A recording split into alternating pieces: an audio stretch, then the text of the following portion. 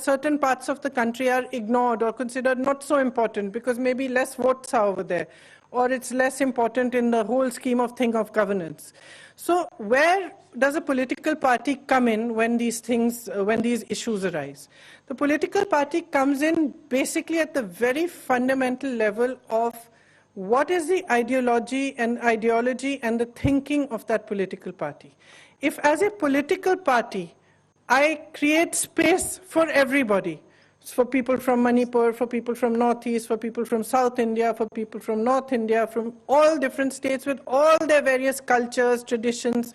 Look at your beautiful dress, for example.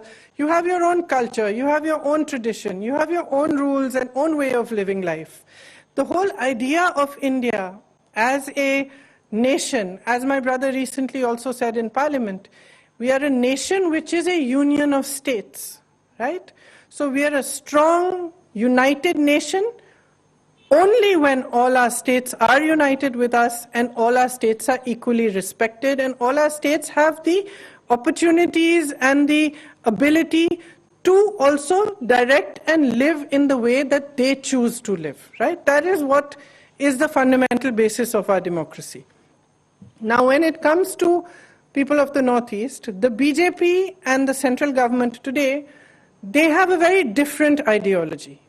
Their ideology is to make things uniform.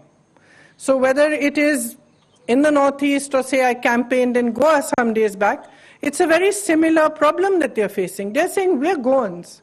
We have our own way of living. We don't want anybody interfering in our way of living. All these years we chose to be a state of our own because we chose that on the basis of our tradition and culture, and we want to keep that tradition and culture.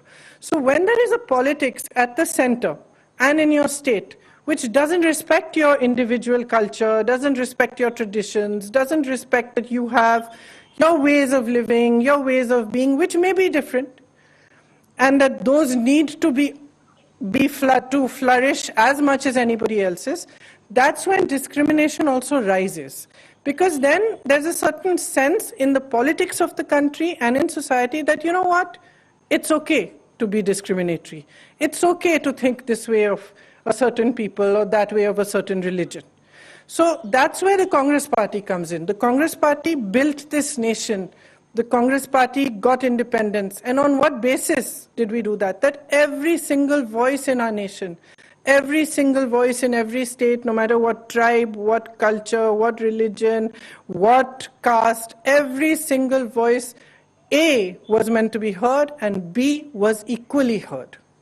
So when we talk about discrimination rising, when we talk about racial crimes rising, when we talk about crimes against a particular people rising, why is it happening? It's happening because also in the politics of the nation today. करना चाहता हूं कि आम आदमी party की सरकार आएगी तो आपकी सुरक्षा की जिम्मेदारी हमारी होगी। एक एक व्यक्ति की, एक एक व्यापारी की सुरक्षा की जिम्मेदारी हमारी होगी। दिल्ली में हम सरकार चला रहे हैं 7 साल से। केंद्र सरकार से हमारे बहुत सारे मतभेद हैं, होते ही हैं दो सरकारों के बीच में। लेकिन आप लोगों ने देखा कि कभी भी हमने जब जब देश का मुद्दा आया, जब जब समाज का मुद्दा आया, जब जब लोगों का मुद्दा आया, हमने कभी राजनीति नहीं की उस पर। आप लोगों ने देखा होगा कि किस तरह से कोरोना के वक्त में हमने, केंद्र सरकार ने बहुत बार हमें प्रोवोक किया, लेकिन उसके बावजूद हमने केंद्र सरकार के साथ मिलकर काम किया और कोरोना को अच्छे से दिल्ली के अंदर हमने मैनेज किया। मैं पंजाब के सभी लोगों को, हिंदुओं को, सिखों को, क्रिश्चियंस को, मुस्लिम्स को, सबको आश्वस्त करना चाहता हूं कि राष्ट्रीय सुरक्षा और आंतरिक सुरक्षा के ऊपर हम कभी भी किसी भी किस्म की राजनीति नहीं होने देंगे। कोई राजनीति नहीं होगी। केंद्र सरकार के साथ मिलके पंजाब सरकार काम करेगी और पंजाब के बॉर्डर स्टेट है, बड़ा सेंसिटिव स्टेट है, पंजाब के लोगों की सुरक्षा का, देश की सुरक्षा का को सुनिश्चित करेगी। दूसरी बात, बॉर्डर पार से नशा आता है। आज पंजाब में जो इतना नशा है ये नशा कहाँ से है? ये कोई राजस्थान से, गुजरात से, हरियाणा से, दिल्ली से नहीं आ रहा। ये नशा सारा बॉर्डर पार से आता है। ड्रोन सारे बॉर्डर पार से आते हैं, टिफिन बॉम्ब सारे उधर से आते हैं। हम लोग जानते हैं कि कैसे जब बॉम्ब ब्लास्ट हुआ था बॉम्बे में, तो पता चला कि जो आरडीएक्स बॉम्बे के अंदर आया था उसमें कुछ कस्टम्स के अधिकारियों का भ्रष्टाचार था, जिसकी वजह से उन्होंने उसको अलाउ किया था। तो ये सब घटनाएं तब घटती है जब उधर के लोग इधर के कुछ लोगों को खरीद के अपने नापाक मंसूबों पे सफल हो जाते हैं। इसीलिए बहुत जरूरी है कि बॉर्डर स्टेट के अंदर एक ईमानदार सरकार बननी चाहिए। ईमानदार सरकार होगी तो बिकेगी नहीं। ईमानदार सरकार होगी तो ईमानदार पुलिस अफसरों को जिम्मेदारी दी जाएगी। ईमानदार सरकार होगी तो किसी भी हालत में बॉर्डर से नशा इस तरफ नहीं आएगा। ईमानदार सरकार होगी तो किसी भी हालत में बॉर्डर से ड्रोन और टिफिन बॉम्ब इस तरफ नहीं आएंगे। ईमानदार सरकार होगी तो बेअदबी करने वालों को सख्त से सख्त सजा देगी ताकि दोबारा कोई हिम्मत ना कर सके। अगर बरगाड़ी की बेअदबी करने वालों की मास्टरमाइंड को आज सजा मिल गई होती तो दरबार साहब जी में दोबारा बेअदबी करने की किसी की हिम्मत नहीं होती। तो इसीलिए मैं सब लोगों को ये आश्वासन देना चाहता हूं कि आम आदमी पार्टी की पंजाब सरकार पंजाब के एक एक पंजाबी को सुरक्षा सुनिश्चित करेगी। मैं आपको एक उदाहरण से इसको समझाना चाहूंगा। एक बेईमान मुख्यमंत्री है, मान लीजिए, वो अपने पुलिस अफसरों की मीटिंग बुलाता है। उस मीटिंग में वो क्या कहेगा? हाँ भाई तू कितना इकट्ठा करके लाया, हाँ भाई तू कितना इकट्ठा करके, अपने अपने एरिया के पैसे बांध देते हैं ना, ऊपर तक जाता है पैसा एरिया का। और फिर एसपी के लिए, थानेदार के लिए सबकी पोस्टें बिकती हैं, ये इतने की, ये इतने की, इतने। अब जो थानेदार, जो एसपी पैसे देके पोस्टिंग लेगा, जो थानेदार, जो एसपी जिसने महीना इकट्ठा करके अपने मुख्यमंत्री तक पहुंचाना है, वो तो फिर नशा ही बिकवाएगा, वो तो फिर आतंकवादी फैलाएगा, वो तो फिर जनता की सुरक्षा के साथ खिलवाड़ी करेगा। दूसरा एक मुख्यमंत्री है जो ईमानदार है, वो अपने पुलिस अफसरों की मीटिंग बुलाता है और बोलता है खबरदार अगर तुम्हारे इलाके में नशा बिका तो। और फिर देखो पंजाब पुलिस कैसे नशा रोकती है। यही पंजाब पुलिस आपको पंजाब के अंदर तगड़ी सुरक्षा देके दिखाएगी। ऊपर से क्या सिग्नल आता है ये जरूरी है। दिल्ली के अंदर जब हमने सरकार बनाई तो कहा जाता था कि सरकारी टीचर तो काम नहीं करते जी, सरकारी टीचर तो कामचोर होते हैं, सरकारी टीचर तो पेड़ के नीचे बैठ के अपने स्वेटर बुनती रहती हैं। उन्हीं 60,000 सरकारी टीचर्स ने आज दिल्ली के अंदर शिक्षा क्रांति करके दिखा दी। यही पंजाब पुलिस, जब उनको ठीक सिग्नल मिलेगा, जब ईमानदार पुलिस अफसरों को ठीक अच्छी पोस्टिंग मिलेगी, यही पंजाब पुलिस आपको अच्छी सुरक्षा देके दिखाएगी। तो आज मैं इस प्रेस कॉन्फ्रेंस के जरिए पंजाब के हर व्यक्ति को, हिंदू, सिख, ईसाई, मुस्लिम, व्यापारी, हर क्षेत्र के व्यक्ति को ये आश्वासन देना चाहता हूं कि आपकी सुरक्षा की जिम्मेदारी पंजाब सरकार की होगी। चिंता मत कीजिए, ईमानदार सरकार आएगी, बॉर्डर की भी सुरक्षा करेगी और बॉर्डर पार से कुछ भी यहाँ पे अलाउ नहीं किया जाएगा। अगर आपके कोई प्रश्न है तो। आपने कहा है कि बॉर्डर पार से आ रहा है, कुछ अफसरों की मिलीभगत, ये बीएसएफ के अफसर हैं या आप? नहीं, मैं ये नहीं, मोटे मोटे तौर पे जब भी होता है, मैं किसी के दोषारोपण नहीं कर रहा, मोटे मोटे तौर पे जब भी इस किस्म की घटनाएं घटती है तो कहीं ना कहीं जब उसकी तहकीकात जड़ में जाया जाता है तो कहीं मिली भगत नजर आती है। ईमानदार सरकार होगी तो सुरक्षा ज्यादा पुख्ता होती है।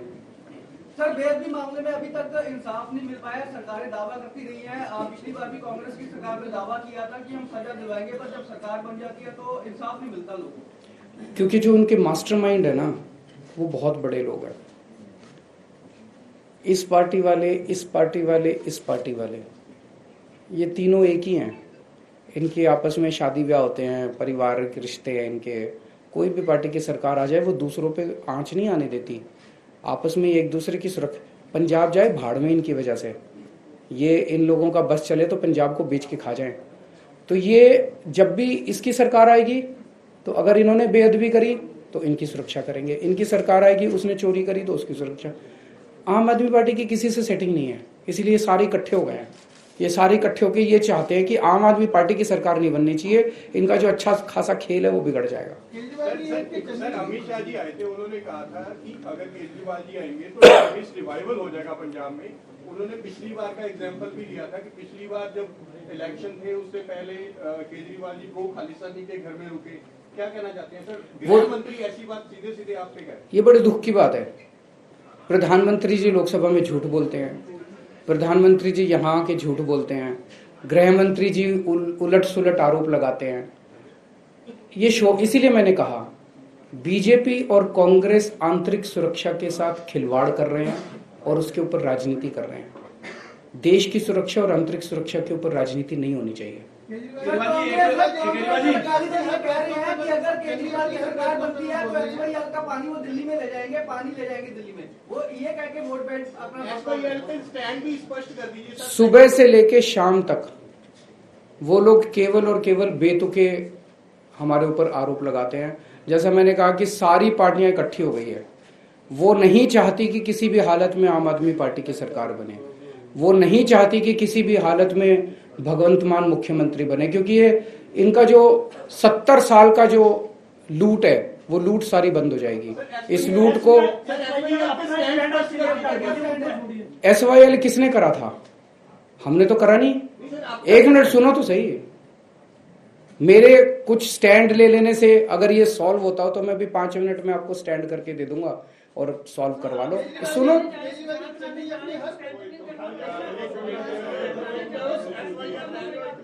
यार मेरे को बोलने दोगे तभी तो कुछ बोलूंगा। आप बीच में ही मेरे को रोकोगे तो कैसे बोलूंगा? आप ये किसने करा है? ये एसवाईएल बनाना किसने शुरू किया था? नहीं सर, किसी ने भी शुरू किया हुआ। अरे यार मेरे को ड्रग्स भी पहले हो गया, आप खत्म करेंगे। प्रॉब्लम तो आपने नहीं छेड़ी थी। Similar is the case here. आप मेरे को बोलने देंगे या आप ही अगर बोलना है तो फिर आप लिख लो जो मर्जी लिखना है। अगर आप मेरे को बीच में काटेंगे तो फिर मैं नहीं बोलने वाला।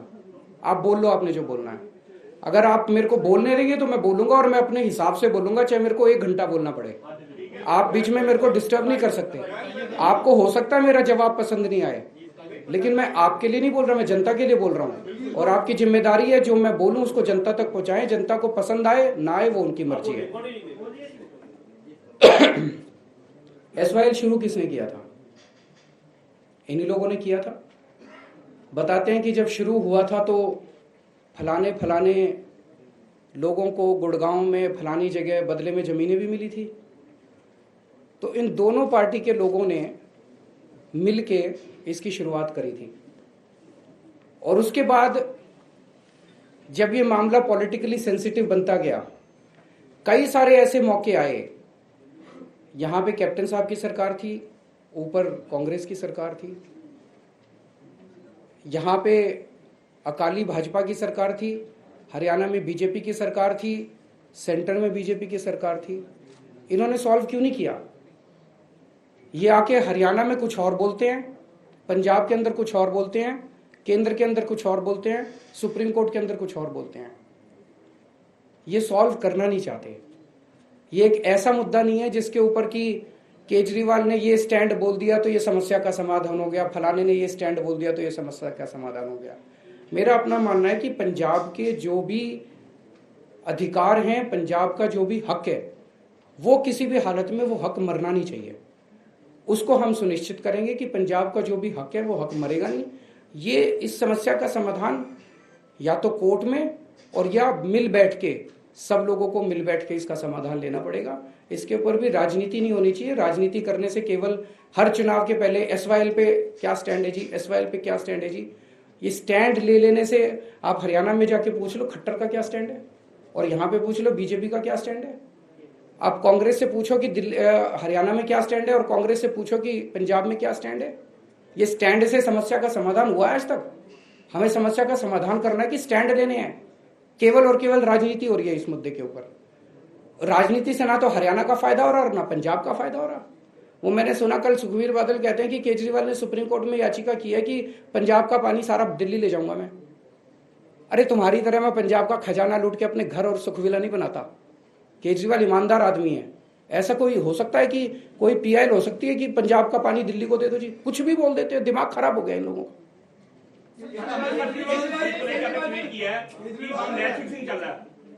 अमृतसर की सीट पे हमने, जैसे मैंने अभी 2 दिन पहले चन्नी साहब के बारे में भी बयान दिया था, हमने सर्वे कराया था। हमने अमृतसर ईस्ट का भी सर्वे कराया और उसमें सिद्धू साहब हार रहे हैं, मजीठिया जी हार रहे हैं और ये लड़की जीत रही है। और उसका कारण भी बता देता हूँ, हमने इसको भी 2-3 बार सर्वे कराया। लोगों को ये लग रहा है यार लड़की जो है ये अपने में से है। कल को सिद्धू साहब पिछले 5 साल या 10 साल से यहाँ पे है और ना किसी का फ़ोन उठाते, ना किसी से मिलते, किसी को समस्या हो वो उनको अप्रोच नहीं कर सकता। अमृतसर हल्के में ईस्ट हल्के में एक काम नहीं किया उन्होंने। वो कहते हैं हमें अपने में से एक आदमी चाहिए जिसके सुख दुख में रात को 12-1 बजे जरूरत पड़े उसके घर तो चले जाए जी, बीमार है इलाज करा दो। ये लड़की इनकी अपनी है, इनकी अपनी बेटी है, अपनी बहू है, तो ये लोग इसको कम से कम पकड़ के इसको अपना काम तो करा लेंगे। वो लोगों को पसंद आ रहा है। जितनी पॉलिटिकल पार्टीज आपके एडवर्सरीज हैं उसमें चन्नी साहब से लेकर इवन सुखबीर बादल सबका ये आरोप है कि वो कहते हैं कि हमारे जो बचे कुचे कैंडिडेट्स हैं जो यहाँ तक भी कह रहे हैं कि झूठन है, वो आप में जारी, तो आप में नया क्या है। और जो मेंबर पार्लियामेंट है लुधियाना के रवनीत बिट्टू, उन्होंने तो ये तक कह दिया कि हमने भेजे, हम वापस बुला लेंगे। तो इस पे आपका टेक क्या? कुछ कहने की जरूरत ही नहीं है, इतने बेतुके बयान है। इस पे आपको टेक क्या चाहिए? मतलब मैं देख रहा था वो रवनीत बिट्टू वो खुद ही हंस रहा था अपने बयान पे जो बयान दे रहा था। सर केजरीवाल जी बोल रहे हैं कि हम एक खुलासा करेंगे, आपने जो टिकटें दी हैं वो बेच के दी हैं टिकटें। स्वागत है जी उनका, खुलासा करें, सामने एक सबूत आए तो क्या करेंगे आप? टिकट काट देंगे, वो सीट छोड़ देंगे खाली। सबूत तो दो। मैंने एक ऐसे ही आखिरी मोमेंट पे दिल्ली में एक बार हुआ था, हमने कहा था कि कोई भी अगर गंदा कैंडिडेट होगा, क्रिमिनल बैकग्राउंड का होगा, ये होगा, मतलब झूठे सच्चे केस, तो केस की बात नहीं कर रहा। एक केस में एक आदमी ने साबित कर दिया कि उसने अपनी फलानी किसी कोई उसने किया था जो कि साबित हो गया। चुनाव के 48 घंटे पहले हमने उसकी टिकट काट दी थी।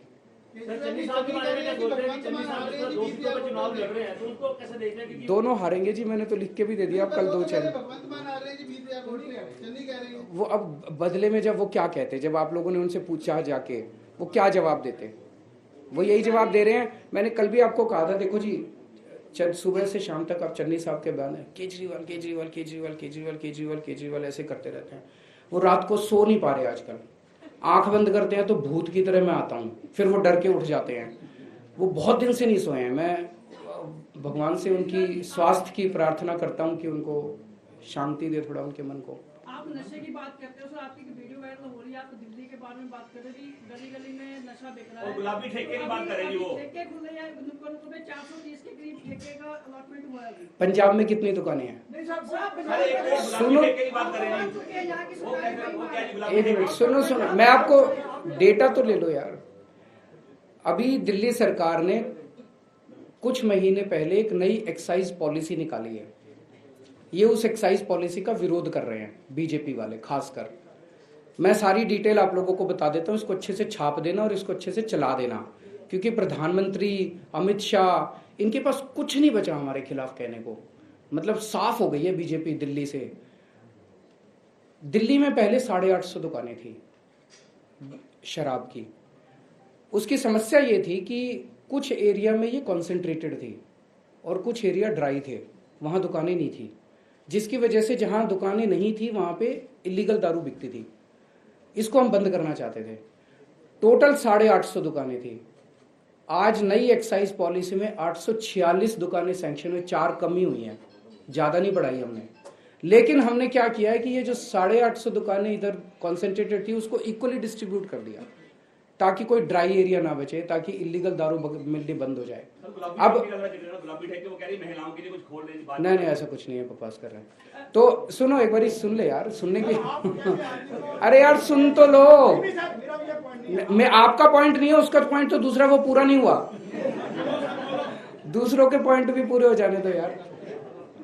तो 850 में से 846 दुकानें खुलनी है, उसमें से अभी केवल 550 ही खुली हैं, बाकी अभी धीरे धीरे खुल रही हैं। ये पूरी कोशिश कर चुके, स्मृति ईरानी आ चुकी दिल्ली में, इनके बड़े बड़े प्रधानमंत्री जी इस पे बोल चुके, जनता से इनको दिल्ली में समर्थन ही नहीं मिल रहा। एक मिनट सुन तो जाओ यार, सुन तो लो यार मेरे को। तो इनको कोई जनता का समर्थन ही नहीं मिल रहा। इतने बड़े बड़े अगर देश का प्रधानमंत्री, देश का गृह मंत्री, स्मृति ईरानी जैसे लोग अगर वहां पे वर्चुअल रैली करी, कहते हैं विशाल रैली, वर्चुअल रैली, जनता में 4 आदमी इनकी बात नहीं सुन रहे। जनता अगर नाराज होती, मेरे को तो जनता से लेना देना, दिल्ली की जनता अगर नाराज होती मैं उस पर एक्शन लेता, लेकिन जनता खुश है। सर पर एक तरह के नशे को पैराडॉक्स नहीं है। वंस यू से आम आदमी party is a different party, तो नशे के ऊपर डबल स्टैंडर्ड्स कैसे हो सकते हैं? ये भी तो नशे है, इसको अगर हम चाहे लीगलाइज कर रहे हैं बैंड्स को, आपके हिसाब से पंजाब में कैसी रहेगी? आपके हिसाब से प्रोहिबिशन होना चाहिए? आप बताइए। मैं तो आपसे पूछ रहा हूँ जी, मैं तो एक मिनट। केजरीवाल साहब से नशे की बात हर एक पार्टी कर रही है, सोल्यूशन तो आपने कहा कि आप नए सोल्यूशन देंगे। मैं आपसे ये पूछ रहा, एक होता है शराब, एक होता है ड्रग्स। मैं आपसे ये पूछ रहा हूँ कि क्या आप चाहते हैं कि प्रोहिबिशन होना चाहिए देश में? अगर प्रोहिबिशन नहीं होता, सुनो तो सही यार, मैं बात पूरी कर लूं। इसके ऊपर डिबेट हो सकता है। गुजरात के अंदर प्रोहिबिशन है, बिहार के अंदर प्रोहिबिशन है। आप कहो वहां पे होम डिलीवरी होती है दारू की, फोन नंबर है। गुजरात में ले लो, दारू खुलेआम बिक रही है, दारू की नदियां बह रही हैं वहां पे। तो सारा स्टेट में इलीगल दारू बिक रही है, सारे बिहार में इलीगल दारू बिक रही है। वो पैसा कहां जा रहा है? जिसने प्रोहिबिशन किया उसके पास जा रहा है। ये सुनो तो, एक मिनट सुन तो लो यार, मेरी बात पूरी नहीं हुई अभी, सुनते नहीं हो यार। मैं सुन तो लो यार। तो जहां तक ड्रग्स का सवाल है, जहां दिल्ली, जब हम पंजाब के अंदर नशे की बात करते हैं, हम ड्रग्स की बात करते हैं। जो इंजेक्शन लगते हैं, जो गोलियां लेते हैं, जो अफीम खाते हैं बच्चे, जो ड्रग्स बिकती है, उसकी बात करते हैं।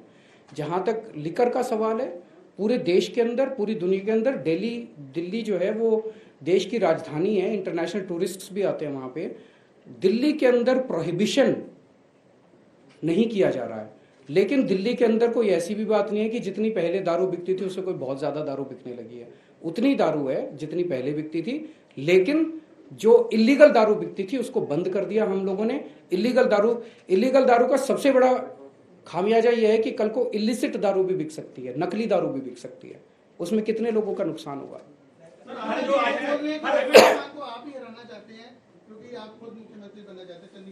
इस जवाब देने लायक है? मतलब मैं कैसे बनूंगा बताओ? मैं तो चुनाव ही नहीं लड़ रहा। मतलब उनका दिमाग खिसक गया थोड़ा। जो अभी तक राजनीतिक समीकरण है, किसी पार्टी को बहुमत मिलता दिखाई नहीं दे रहा है। अगर पंजाब के हितों के लिए आम आदमी पार्टी को बहुमत करना पड़े, गठबंधन करना पड़े, तो इस पार्टी का करेगी? आम आदमी पार्टी को पूर्ण बहुमत मिल रहा है। मैं आज आप लोगों के जरिए एक मैसेज देना चाहता हूँ। आप लोगों के सर्वे में 60-65 सीट आ रही हैं, इसका मतलब सरकार तो बन रही है आम आदमी पार्टी की। मैं आपका सर्वे मानता हूँ। मैं पंजाब की जनता से कहना चाहता हूँ भाई, सरकार तो बना रहे हो, लेकिन मजबूत सरकार बनाना, भगवंत के हाथ मजबूत करना। 80 से कम सीट नहीं आनी चाहिए। तो 3-4 दिन बचे हैं। 3-4 दिन में अब सारे जने पंजाब में जितने लोग मेरे को आज सुन रहे हैं, सारे जने अपना अपना फ़ोन उठाओ, सारे रिश्तेदारों को फ़ोन करो, सारे दोस्तों को फ़ोन करो और बोलो कि झाड़ू पे वोट डालनी है।